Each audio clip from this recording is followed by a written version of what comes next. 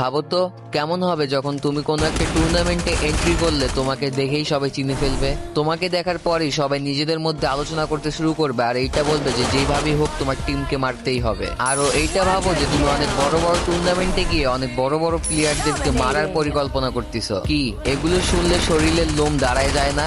হ্যাঁ, আমারও এরকমই হয়ে থাকে। ডেইলি শুধু বড় বড় স্পোর্টস প্লেয়ারদের খেলা দেখি আর এটা ভাবি যে তাদের জায়গায় যদি আমি থাকতে পারতাম। আমি জানি যে এরকম চিন্তা ভাবনা শুধু আমার একার না, তোমাদের সবারই। তবে সবাই শুধু একটা টিমের জন্য হার মেনে ফেলতেছে। আচ্ছা আমি বলি, তুমি যদি আসলেই অনেক ভালো একটা স্পোর্টস প্লেয়ার হয়ে থাকো তাহলে আমাদের টিমে আসলে তোমার খুব একটা খারাপ লাগবে না। আমাদের টিমে আসার জন্য এই পর্যন্ত শত শত মানুষ এসএমএস দিছে, তবে বিশ্বাস করো ভাই, একজনেরও গেম প্লে আমার কাছে একটুও ভালো লাগে নাই। আমি এখানে দক্ষহীন কোনো প্লেয়ার খুঁজতেছি না, আমি খুঁজতেছি যারা আসলেই অনেক দক্ষযুক্ত প্লেয়ার, যাদের ভালো এক্সপিরিয়েন্স আছে, ভালো আইকিউ আছে, ভালো ডিভাইস আছে, এক কথায় একদম প্রফেশনাল কিছু প্লেয়ার। জোর করতেছি না, যদি টিমে আসতে চাও তাহলে তোমার সুন্দর কিছু গেম প্লে